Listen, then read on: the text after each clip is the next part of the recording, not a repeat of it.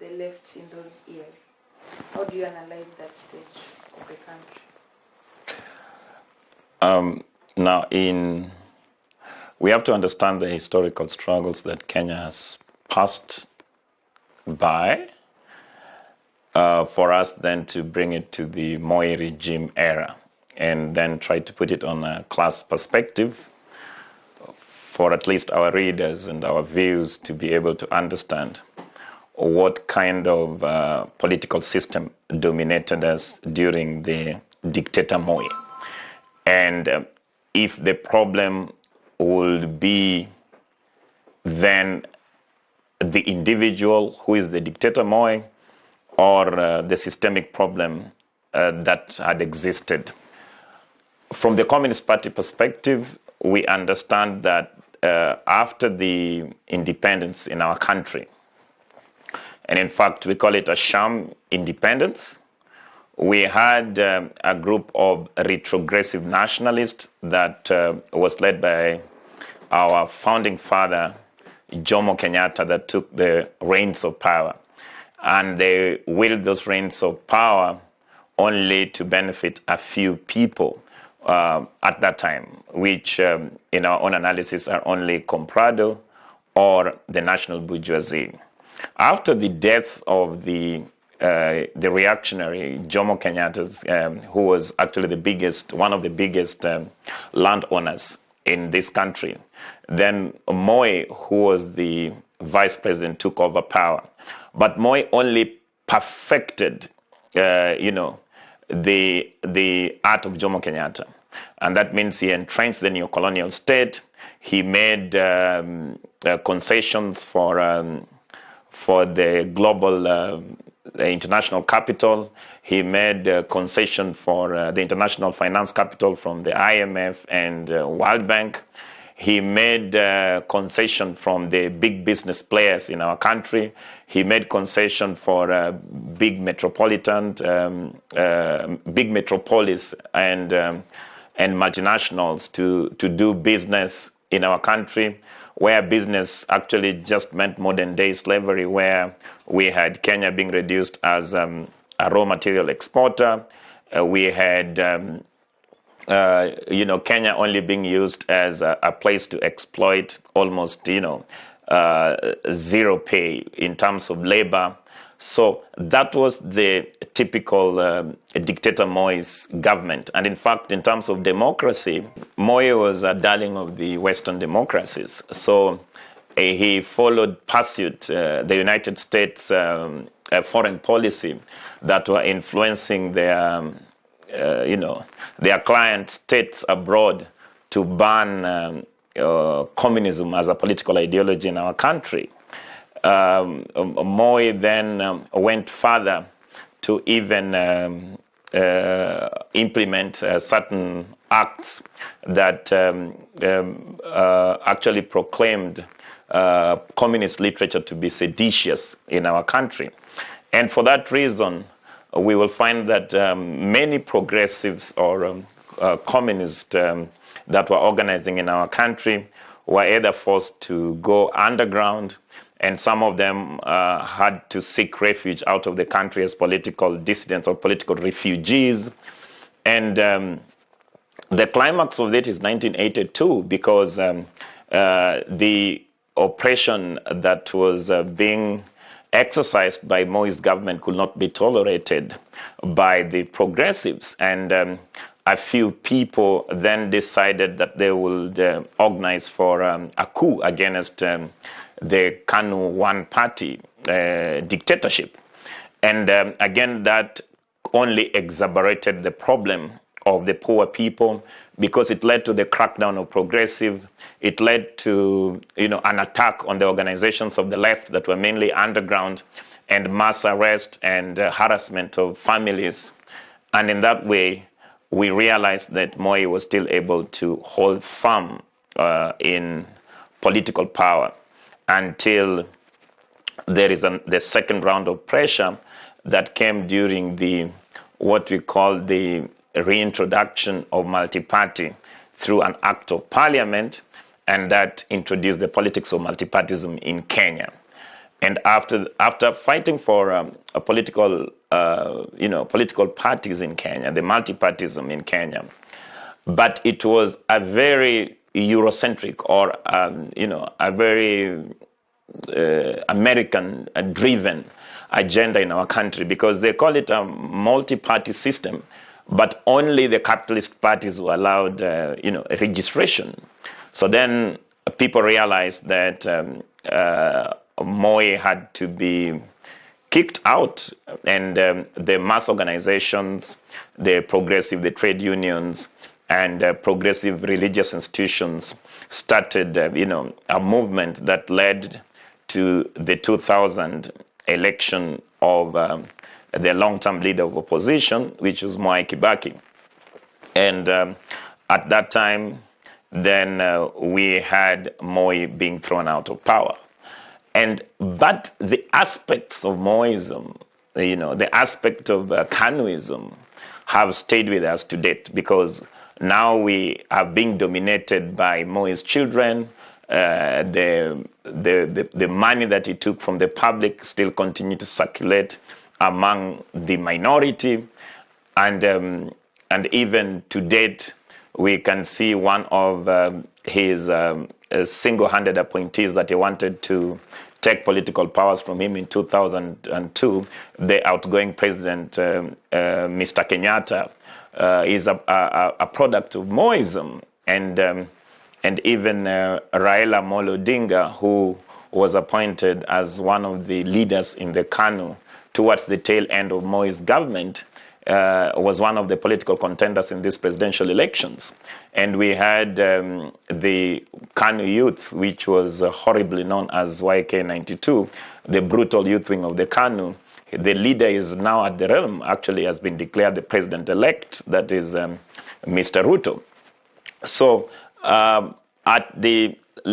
in 2002, people realized that the problem was not only Moi, but it was entrenched in a political system that is dominated by minority, and that political system was neo-colonial, it was outward-looking, and it was not able to sort out our internal problems.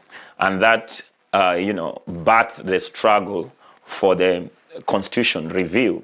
And that struggle was the most horrendous, because many people lost their lives. In fact, the poor people sacrificed themselves and martyred in the streets of Nairobi, in Kisumu, and in the main cities like Mombasa, to make sure that the Constitution review will take place.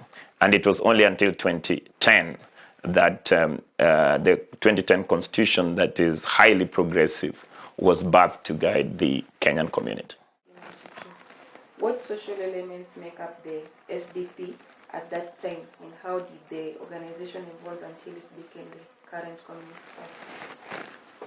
Party? The Social Democratic Party of Kenya that was registered in the 90s was never Communist Party of Kenya, but it was a Social Democratic Party of Kenya. So it's clear in our mind that the people who are organizing under the umbrella of communism were organizing in the aspects of underground movement. And that history can be seen in, let us say, the Mwakenya movement or the DTM movement that were mainly student-driven, and some of them were led by lecturers of the University of Nairobi and Lecturers Union.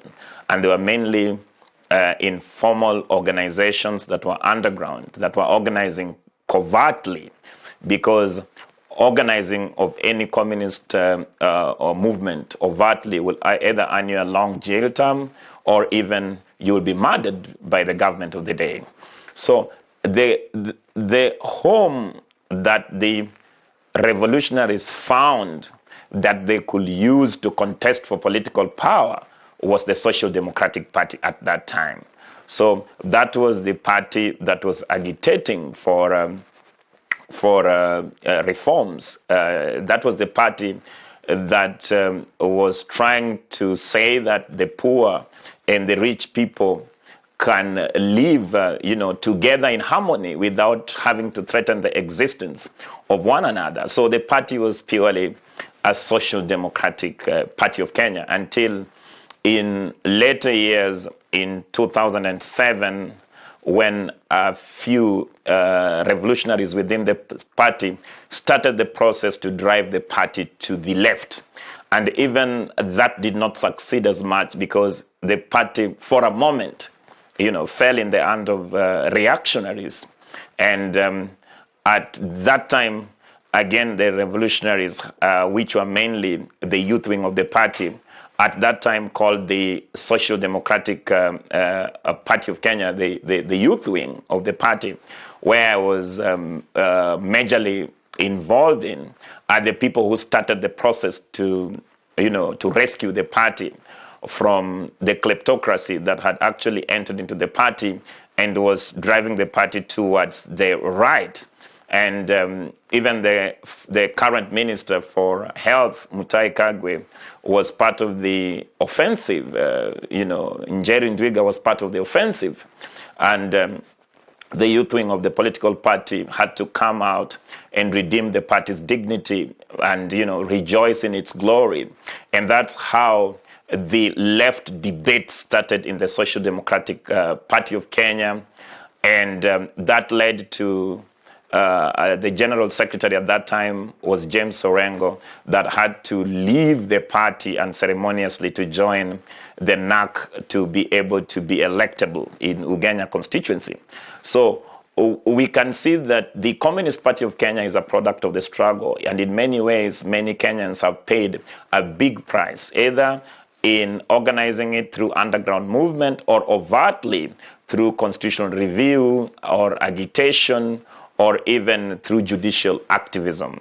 And the left in our countries have been part and parcel of the struggles that we have seen and the victories on behalf of the poor and the working class in our country. Now, in 2010, when we got the new constitution, that is when the revolutionaries declared victory within the Social Democratic Party of Kenya, and the amendment of the documents of the Social Democratic of Kenya were done and filed by the Registrar of Political Parties to declare it a Marxist-Leninist party that follows a clear guide, a clear scientific line for the proletariat revolution. However, for practical reasons, and since the 2013 elections was just coming aboard, the leadership of the Social Democratic Party of Kenya, even after that momentous victory, they retained the name Social Democratic for all practical purposes because SDP was already known among the masses, and there was a debate in the party that could help us to perform well in the 2013 election processes. Unfortunately, that hysteria of Social Democratic Party of Kenya did not even help us to get seats in parliament. In fact, we performed very dismally and were only able to get a few member of county assemblies positions. And in that way, the process then started to change the name from Social Democratic Party of Kenya to the Communist Party of Kenya. And one of the main reasons is we had to call ourselves, what we are, because the communists belong to the Communist Party of Kenya, not the Social Democratic Party of Kenya. So the discussion then started in 2010 that will then evolve to birth, a new communist party that is registerable under bourgeois legality and is able to participate in electoral processes.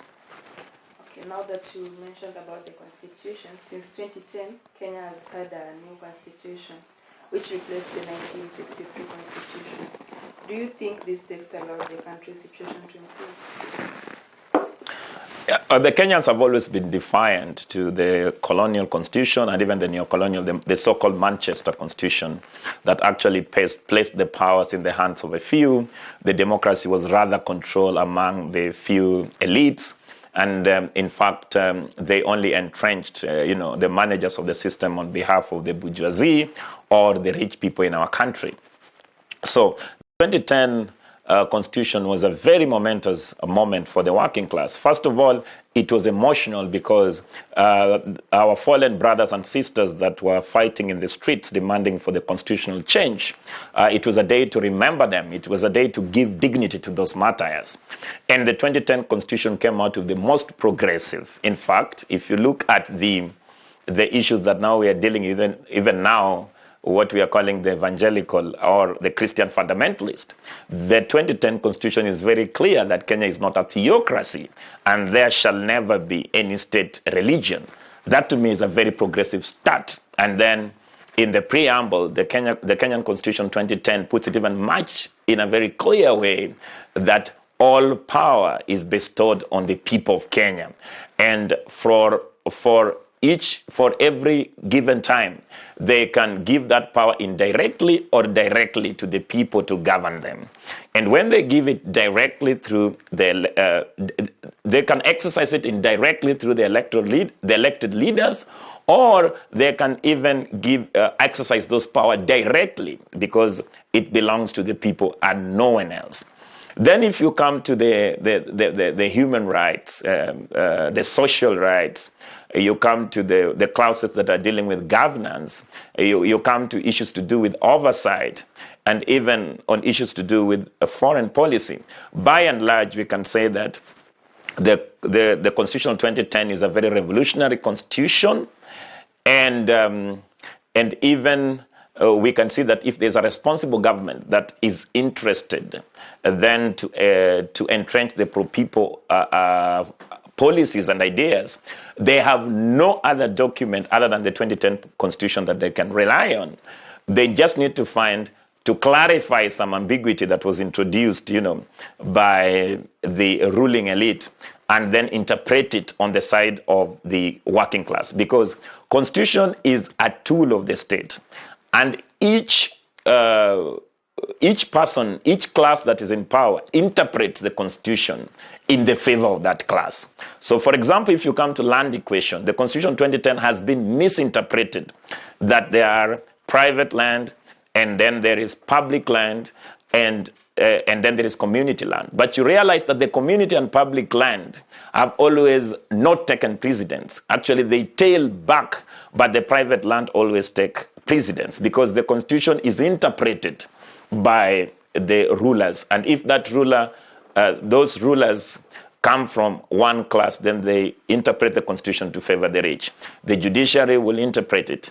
The executive and the parliament will interpret the 2010 Constitution in the way that only favors, a minority.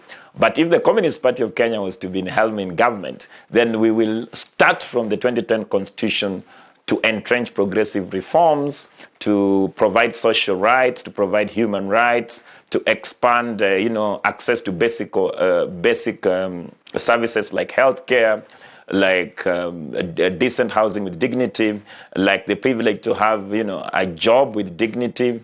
And in that way, we will start a process towards building socialism. And that is what the 2010 Constitution all about. But also having said that, remember communism has an end goal to defeat all authorities. And in fact, a constitution, even though we can use it to bring reforms, we can use it to give services to the poor and the working class people, but the end game is the end of constitutionalism. That means constitutions are only a transition. The worker state is only a transition. And even all authorities that are bestowed in the communist movement is only a transition to no authority. Because our end game is to seek man and woman that is advanced, a moral man and woman ready for his continental, intercontinental duties that do not need any authority to impose a will upon them. Because now we see that the 2010 Constitution has been interpreted to then impose the will of minority against the will of majority. We will reinterpret it to impose the will of the workers against the people who oppress them. So in the final analysis, we say that 2010 Constitution was a leap in the struggle, and we can use it to advance the struggle for the working class in this country. Now that you've been organizing the workers and peasants through the Revolutionary Vanguard Party, what is the CPK's analysis on the current situation in Kenya? The economy has grown in recent years, but it seems that this has not necessarily improved the situation of the population.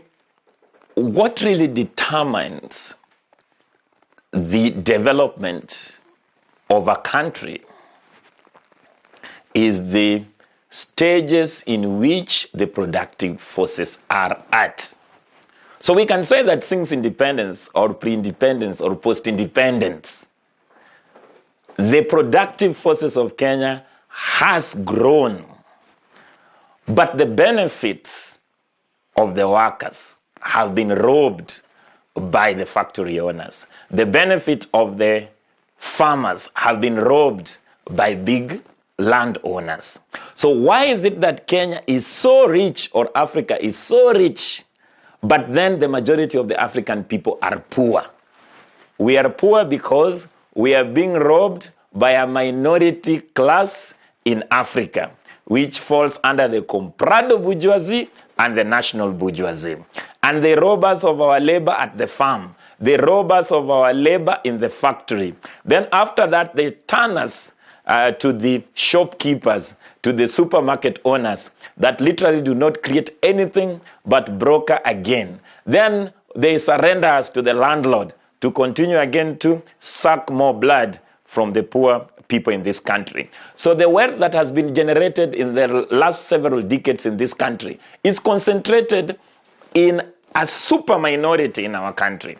And it is upon the majority of the population to organize themselves politically, led by the Communist Party of Kenya, which is the Workers' Party, to now wrest that power. How can that situation be solved?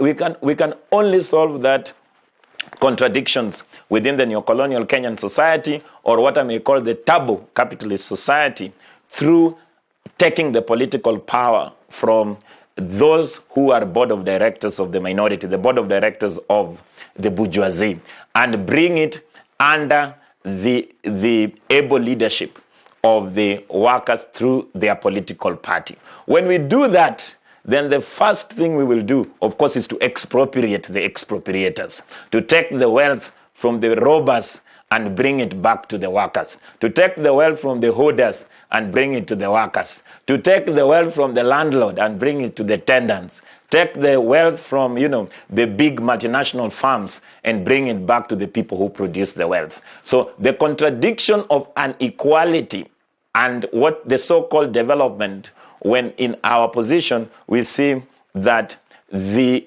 development in our country is only geared towards, external beneficiaries.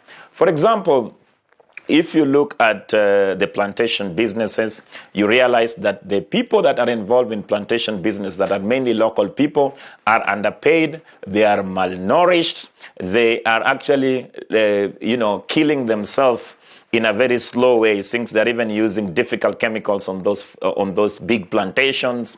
They are being exercised to hard labor. And sometimes even the people who employ them do not respect the rule of law in terms of the minimum wage.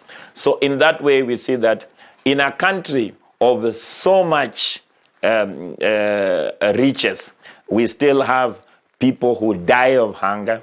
We have people who die of curable diseases like malaria. We have people who die, of even curable diseases like TB. We have children that are malnourished. They're suffering from marasmus and kwashiorkor in a country where the political leaders, are suffering from obesity because they have stolen so much that they have almost 8 meals in a day. They wake up and have some breakfast, and by 10 o'clock, they have what they are calling heavy tea. Even they have adopted the language of the colonizer. Before they have, at 1 o'clock, they have a three-stage meal. And before they even forget it, at 4 o'clock, they still have another tea before they retire for dinner. And then after dinner, they can then retire for drinks for the rest of the night. And for that kind of life, when people are burning money in expensive malls, while the poor people continue to eke life out of nothing in informal neighborhoods of Nairobi, in the rural poor neighborhoods, then we can see the class disparity that exists in the Kenyan society. So we can say that Kenya is rich, but that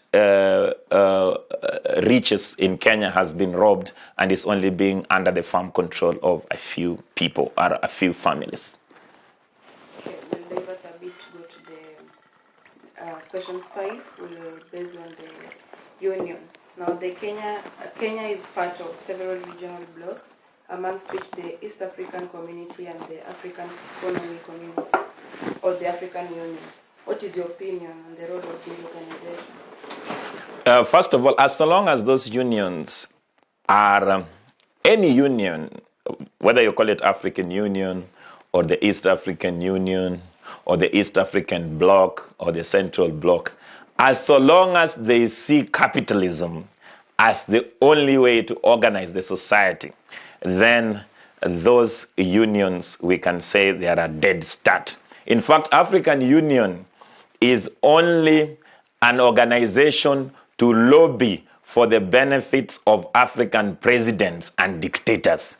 Look at if we see, for example, in African Union, they are always defending the presidency of each other, but they are not for the development of the people. In fact, African Union has been the most disappointing union.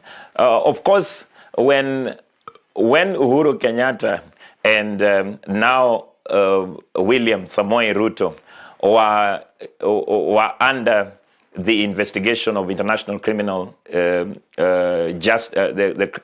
ICC, the International Criminal Court, at that time they camouflaged among the African Union, and they were trying to drive the Pan-Africanist agenda. But it was only in rhetoric and not in content. So, Communist Party of Kenya is a Pan-Africanist organization. And Communist Party of Kenya hold a very radical view that a free, united, liberated Africa is only possible under scientific socialism. In fact, Pan-Africanism is the objective, and the software that takes us to that objectivity is scientific socialism. There are certain debates that has taken place before. For example, there was the debate between Julius Nyerere and Kwame Nkrumah, the founding father of Ghana and the founding father of Tanzania.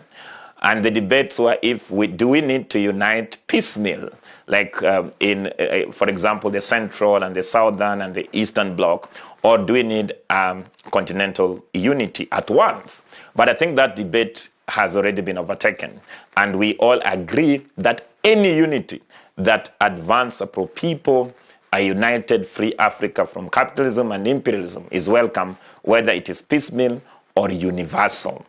The second debate is that what is possible? Do we have, African socialism or socialist Africa? I think such debates have already been debunked by the intellectuals of the left, like Abdul Raham Mohammed Babu, or in his book, African Socialism or Socialist Africa. And now Communist Party of Kenya is convinced that only under scientific socialism we can see a liberated Africa. And once everything has been declared as science, then it is universal. So we don't have to name it either whether it is African socialism or Western socialism, but we have to look at what we call the immortal science of Marxist-Leninism, which is our principal guide and our light that continue to illuminate our paths towards the total victory of the continent. Kenyan security, and that is the country sent troops to Somalia in 2011 to fight against Al-Shabaab. What do you think of this type of military mission? Now, first of all, the overall policy is that we do not allow or accept imperialist forces in our country. So far, our leaders have let us down. They have opened our airspace. They have opened our naval spaces to, the United States and the British military equipment and personnel here. Of course, the Communist Party of Kenya remains hostile to such moves by imperialist forces to interfere with our internal affairs. In terms of Somalia, we have a different policy because we have seen that there was a lot of terrorist attacks from Somalia. But it looks like the Kenyan government was helpless to control the terrorists in our country. So for a moment, we supported the military offensive against the extreme Al-Shabaab organizations in Somalia, which were basically warlords. And we realized that the warlords in Somalia will then use the Kenyan economy to launder the money that they have either gotten from piracy or illegal and criminal activities in their country. So in that move, we applauded the government of the day for taking the people's security, especially after the unfortunate massacre of the students in Garissa. And for sure, everybody can agree that after the Kenyan military went on an offensive in Somalia, we've had very minimal cases of terrorism. However, we also have to unveil the hypocrisy within Mr. Kenyatta's administration, because now the Kenyan military went under AMISOM, and it's like we were using our soldiers only to earn profit from them. So you realize that the money that was gotten from AMISOM is what probably the political elite in our country are robbing the people who are putting their lives in the front line to protect the Kenyan borders and to make us safe. So in as much as we may disagree with the arrangement that the Kenyan government and AMISOM has and the plight of the personnel that are fighting on the war front to try and make us safe, but we think in terms of foreign policy, ideally we did a good thing to go to Somalia and to try and stop terrorism from its origin. The second comment on that is that terrorism must also be fought in terms of socio-economic welfare of the people. Because when you have most young people and young men and women who are desperate, who are dying, then they can fall into such extremist ideologies. And that is what the government of the day has not appreciated. And finally, that the war, an attack on Somalia, or what you call the war on terrorism, has also been used with the government of the day to step on the people's rights. Like, for example, the surveillance that was installed by Safaricom, which is a private entity and paid for by the taxpayers' money at an exorbitant price. It never works when, when high-end murders or political murders have taken place in Nairobi. But people, were calling for the surveillance network in Nairobi, and the government managed to convince the public opinion that they will, be able to be much safer when their personal rights have been stepped on. So we have seen both sides of terrorism being used either to step on people's rights, to profiteer. But wherever it has been used to protect the people, then I think the Communist Party of Kenya must applaud the administration of the day. And the most unfortunate thing is that the anti-terrorism laws in our country has also been used to profile a community. Like, for example, the Kenyan Somali has been ethnically profiled, and there was an ethnic attack against the Kenyan Somali by the Uhuru administration, and we had several of them incarcerated, imprisoned, and even taken back to unsafe places in Somalia. So we can see mixed upness there in terms of the policy of the day. But according to the Communist Party of Kenya, that any attempt to fight terrorism or development has always had a hidden agenda of either to profit or to make money, especially that our government, is more of a pro-capitalist government. And in the recent times, there have been a series of military coups in African countries such as Sudan, Chad, Burkina Faso, Mali, amongst others, to which is added the civil war in Ethiopia. What do you think this situation is due to? First of all, Africa is under attack. The destabilization of the African governments are majorly as a result of interference with the United States in the internal affairs and their Western allies, like the interference of French government in West Africa. We have seen government faults like Ivory Coast.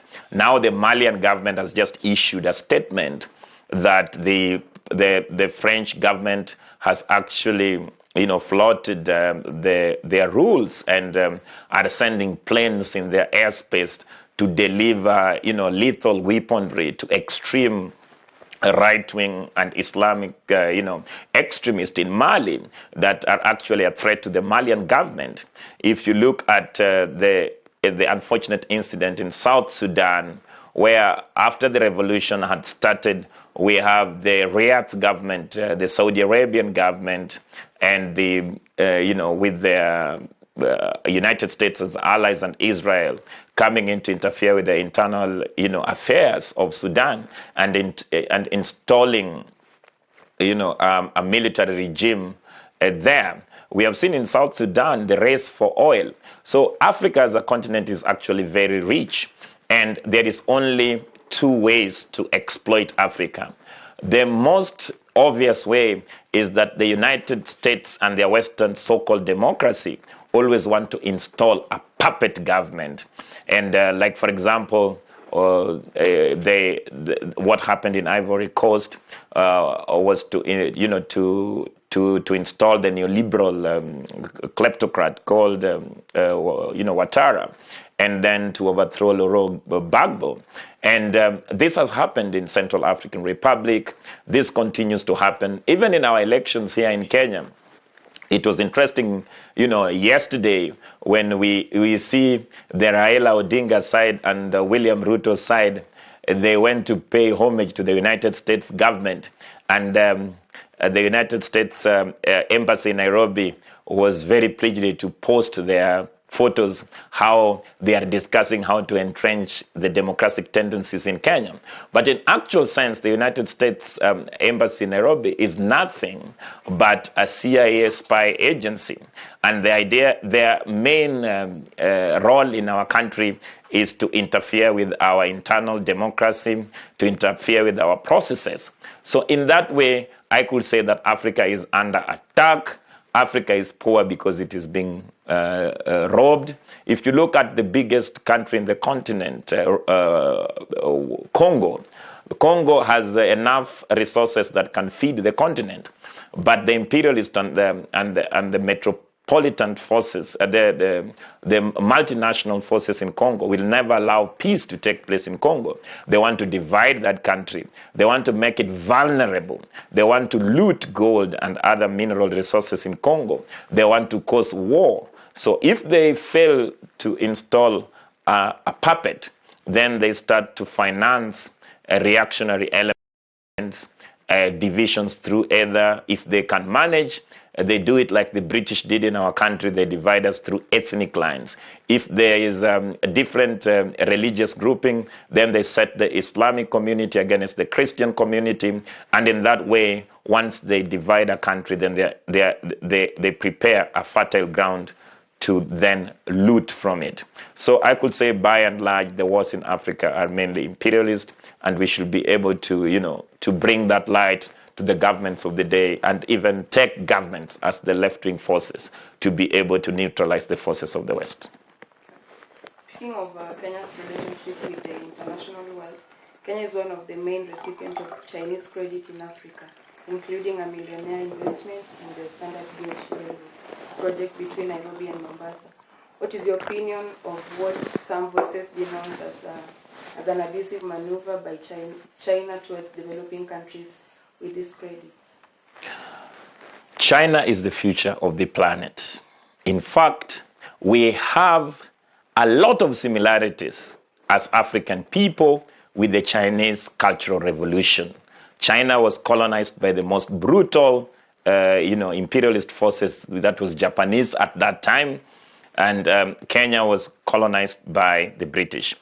The British has continued to dominate these countries in terms of, giving loans, and putting unnecessary bureaucracies in terms of our development.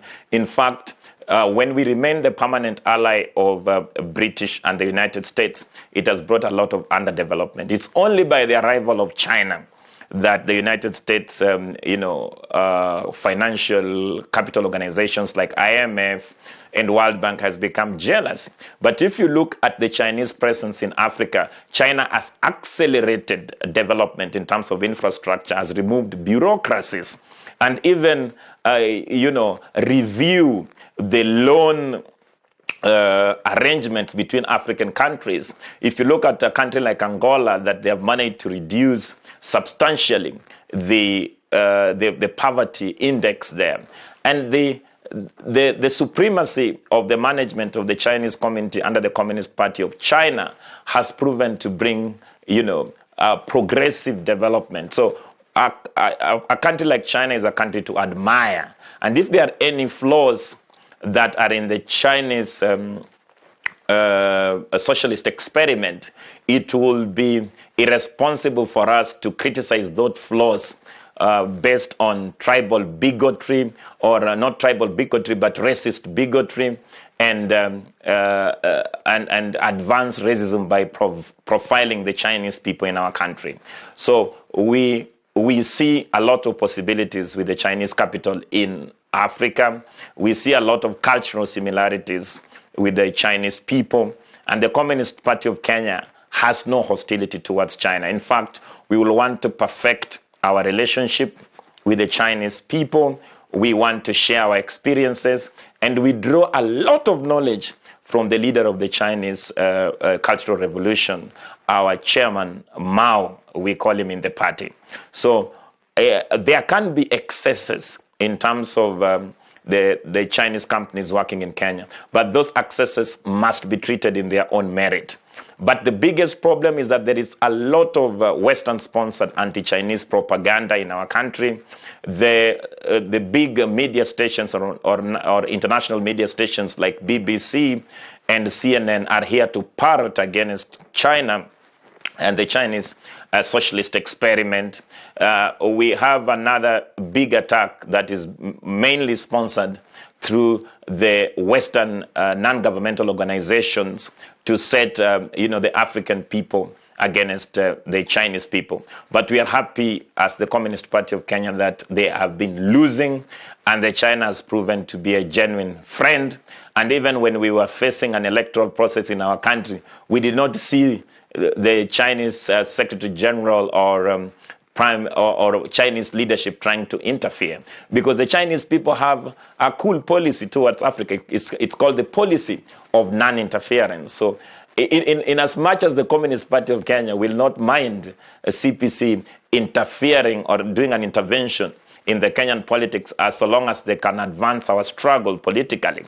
But we still take it at peace that their policy of non-interference in Africa has contributed enormously in terms of people-to-people love between the two great, heroic people. So we look forward to learn from our brothers and sisters in China.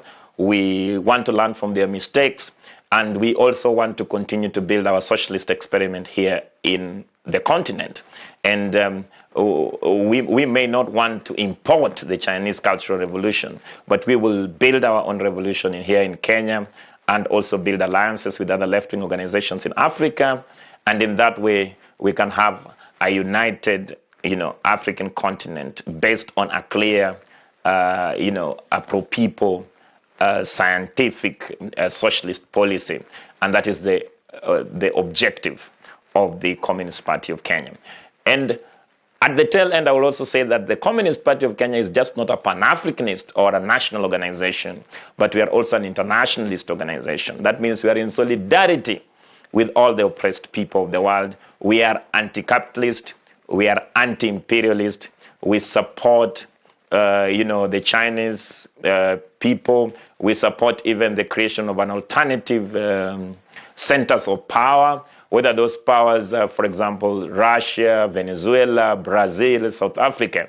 And in the words of Hugo Chavez, we say that the world is much safer if we have a multipolar world not the big boy in terms of prefect in the name of the United States that want to hit our heads. They want to prefect us. They want to determine what we eat. They want to determine, how we relate even to our people in Africa here. So we want to reiterate that the Communist Party of Kenya supports the multipolar world, and we are totally against any war, any imperialist war. Of course, the only war we are willing to sacrifice it all is a class war.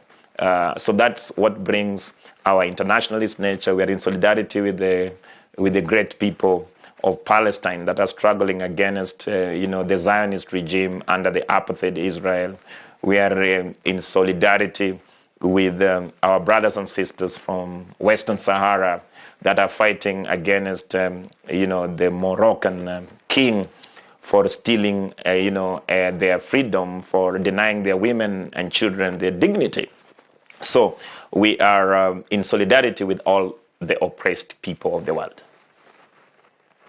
Now, the final most question to you, Mr. Omole, is that the CPK has just participated in the presidential election that were held on 9th August this year. What were main proposals that you, as the party, made to the population of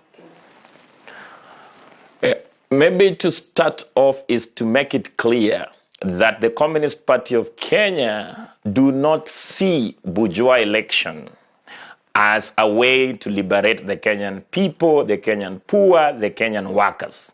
In fact, we consciously made that decision to participate in bourgeois election based on certain premises, and even published a document to guide the masses, to guide the cadres on the reasons why we participate in bourgeois election. And that document can be read from our website. It's called On the 2022 elections, Kenyans to think outside the box. One of the primary objectives where the Communist Party of Kenya took part in this election was to, if we don't take part when the masses are activated politically, then we will be abandoning the poor workers only to the reactionary ideas of the ruling elite. Have we done our work in terms of spreading our ideas in Kenya? I think the Communist Party of Kenya is a force. It's a big force for us. And we can say that the Communist Party of Kenya now is known at a national and international level. So we have sufficiently done so. The second one was to expose the contradiction between the neo-colonial turbo-capitalist Kenya. And we have done so. And even in our analysis, we had seen two factions, the Raila Odinga-led faction and the William Samoei Ruto-led, coalition. And we can see that they pretended to be protagonists. But that pretense in terms of being protagonist was only in form but not in content. In fact, they have the same class origin, and their attitude towards the oppressed stratas of the Kenyan societies are one. So we were able to see William Samoei Ruto, who is a Christian fundamentalist that is being supported by the evangelicals from the West, and a kleptocrat who has arisen from what is calling from ashes or from a chicken farmer to a rich person who is a kleptocrat, who is actually a corrupt person leading one wing of the coalition, and attacking the other side of Raila Amolo Odinga, who is a non-imperialist stooge. In fact, if you look at Raila Odinga, look at his positions in the continent. If you look at his position in Ivory Coast, you will realize that he supported the French-led offensive there. And he has always taken a position against the people of Palestine by supporting Israel, mainly to receive arms. And if you look at his position, Raila Odinga's position on the liberation of Western Sahara people, he has always sided with the Morocco king. So we have seen an outright imperialist stooge, and another ethnic, tribal bigot in the name of William Samoei Ruto, who hides, under the umbrella of Christianity to whip emotions of the poor people, and realize that he can use it, to lie to the people, to arise to arise to a political position. But there has been a big improvement. When I was growing up as a child, there was always, raw ethnic mobilization, setting the Luo nation against the Kikuyu nation, the Kalenjin nation against. But we have exerted a lot of pressure from below. The Kenyan people, through their respective arms of government and through mass actions and demonstrations, have rejected the politics of ethnic mobilization. So that is why these elections was dominated by certain rhetorics around economic model. In fact, the Ruto's infamous bottoms-up approach was sold out as a way to save the poor people from the dynasty. But it only ended in rhetoric, because we have not seen any policy issues. Ruto, for a fact, comes from the oppressing class, from the rich minority class in this country. And if indeed he means well for the poor people, then he has to commit the class suicide, surrender all the wealth and the land that he has accumulated on the back of the poor people. And on the other side, we saw Raila's offensive, talking about state welfareism. And he was talking about giving 6,000 shillings to the poor people. But how so, when you have not told us where you're going to get 6,000 shillings to give the poor people? Because Raila himself is not willing to expropriate the expropriators, because he is a class of those people who have been expropriating the working class. And in fact, now they came to even expose themselves more in the post-election, when they all went, to pay homage to the United States Embassy and the Western allies. And you could see this, the managers of this country coming out to try and say they are defending the Kenyan democracy. But in actual sense, they are not defending any democracy in Kenya. They are here to represent imperialist interest and to continue to, slaughter the poor people and get each and every blood from the poor people in this country, to export it as capital to their countries, and only use us to consume low substandard materials that is manufactured in their countries, use us as a source of cheap labor. So we can see that the convergence between Raila and Ruto was imperialism, was their view about seeing that the United States capitalist project, led by their Western allies, as the alpha and omega, or as a do-it-all for our country.